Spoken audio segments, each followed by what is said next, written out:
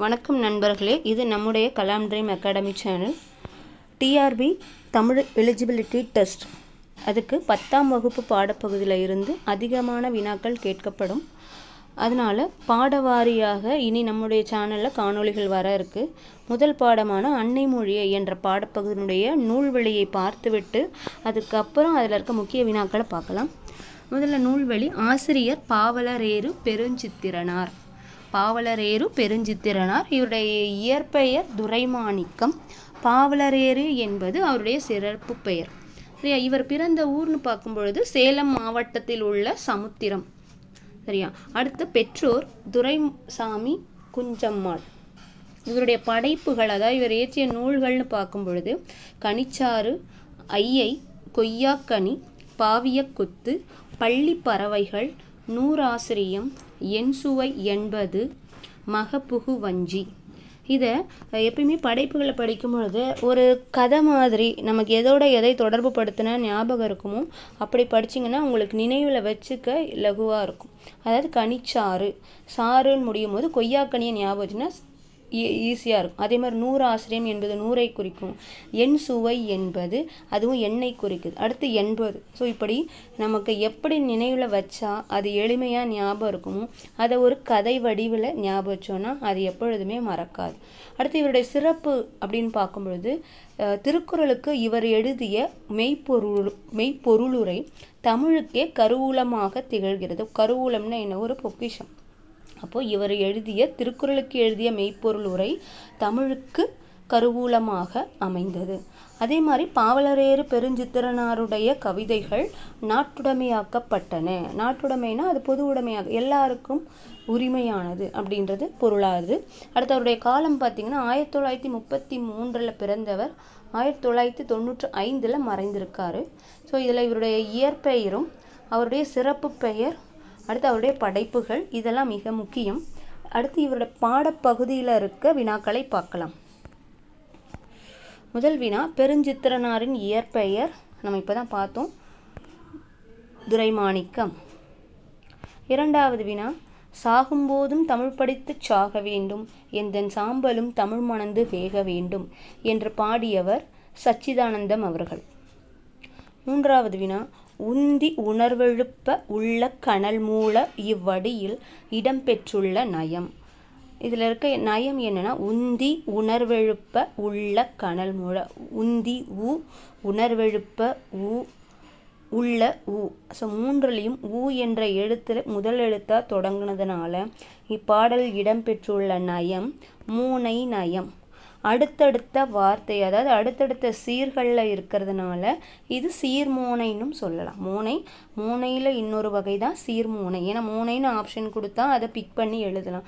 ஆனால் அடிமூனை சீர்மோனைன்னு கொடுத்தா அடுத்தடுத்த வார்த்தைகளில் முதல் எழுத்து ஒன்றாக வந்தா, இப்போ உந்தி உணர்வெழுப்ப உள்ள. ஸோ அடுத்தடுத்த வார்த்தைகள் முதல் எழுத்தாக வந்தால் அது சீர்மோனை. அடுத்தடுத்த லைனில், அடின்னு சொல்லுவோம், அதான் தமிழில். அடுத்தடுத்த லைனில் முதல் எழுத்துக்கள் ஒன்றாக வந்தால் அது அடிமூனை.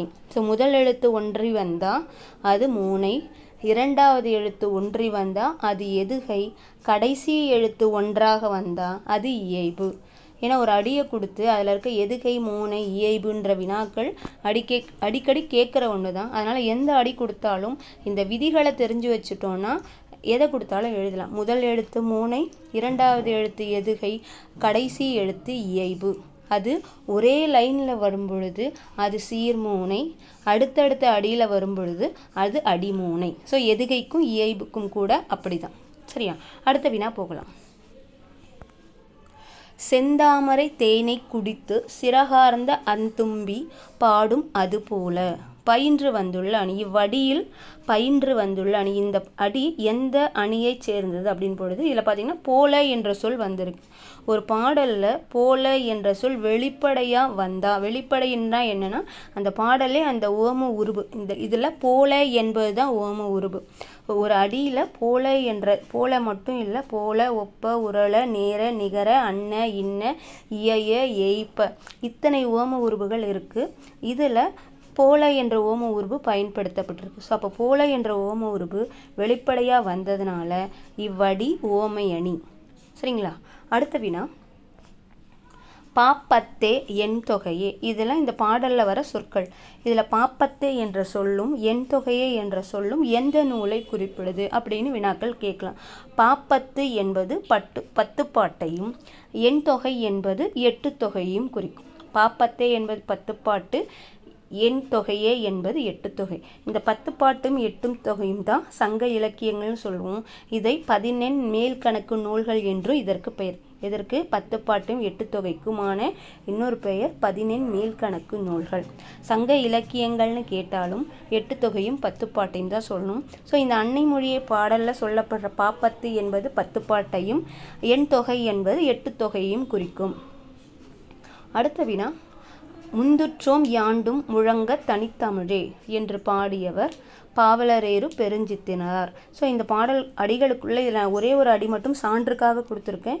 எந்த அடியை வேணாலும் கொடுத்து அதிலிருந்து வினாக்கள் கேட்கலாம். சரிங்களா? அடுத்த வினா, அன்னை மொழியே கவிதையில் பாடப்பட்ட மன்னன் யார்? பாண்டிய மன்னன். ஏன் பாண்டிய மன்னன் அப்படின்னா, சங்கம் வளர்த்து தமிழ் வளர்த்தவர்கள் பாண்டியர்கள். மூவேந்தர்கள் இருந்தாலும், சேர சோழ பாண்டியர் என மூவேந்தர்கள் இருந்தாலும், சங்கம் அமைத்து முதற் சங்கம், இடைச்சங்கம், கடைச்சங்கம் என இப்போ தற்போது இருக்குது 4ஆம் தமிழ்ச்சங்கம். ஸோ இப்படி சங்கங்கள் அமைத்து தமிழ் வளர்த்தவர்கள் பாண்டியர்கள். அதனால் இங்கே தமிழை சிறப்பித்து கூறும் பொழுது பாண்டியர்களும் முக்கிய இடம் பெறுகிறார்கள். தும்பி என்னும் சொல்லின் பொருள் வண்டு. தும்பி என்னும் சொல்லின் பொருள் வண்டு. அடுத்த வினா, நறுங்கனி இலக்கண குறிப்பு பார்க்கும் பொழுது நறுங்கனி பிரிக்கிறோன்னா நறுமை கூட்டல் கனி. ஸோ அங்கே மை என்ற விகுதி வரும் பொழுதே அதனுடைய இலக்கண குறிப்பு பண்புத்தொகை. ஸோ பண்புத்தொகை இலக்கண குறிப்பு எப்படி கண்டுபிடிக்கணும்னா, ஒரு சொல்லை பிரித்து எழுதும் பொழுது அதில் மை விகுதினா கடைசி எழுத்துன்னு சொல்லுவோம், கடைசி பகுதின்னு சொல்லுவோம். அப்போது ஒரு சொல் மயில வரும் பொழுது, நிலைமொழி மயில முடியும் பொழுது, செம்மை, கருமை, நறுமை, நன்மை அப்படி மயில முடியும் பொழுது அது அதனுடைய இலக்கண குறிப்பு பண்புத்தொகையாக இருக்கும். அப்போ நறுங்கனியினுடைய இலக்கண குறிப்பு பண்புத்தொகை. அடுத்த வினா, நற்கணக்கு என இப்பாடலில் சுட்டப்படும் நூல். இதில் நற்கணக்கு என்பது 14 கீழ்கணக்கு. நற்கணக்கு என்பது 14 கீழ்கணக்கு. நாலடியார், திருக்குறள் போன்ற நீதி நூல்களை தான் 14 கீழ்கணக்குன்னு சொல்லுவோம். இதுக்கு முன்னாடியே 14 மேல்கணக்குனா என்னன்னு சொன்னேன். அது 10 பாட்டு 8 தொகை. 14 கீழ்கணக்குன்னா திருக்குறள், நாலடியார், திருக்கடுகம் போன்ற நூல்களை 14 கீழ்கணக்கு என்று சொல்லுவோம். இங்கே நற்கணக்கு என்பது 14 கீழ்கணக்கை குறிக்கிறது. கடைசி வினா, யாண்டும் இதனுடைய இலக்கண குறிப்பு என்ன அப்படின்னு பார்க்கும் பொழுது முற்றுமை. இதுவே இரவும் பகலும் அப்படின்னு 2ம் வந்ததுன்னா, அந்த 2ம் வரும் பொழுது அதை நாம் எண்ணுமைன்னு சொல்வோம்.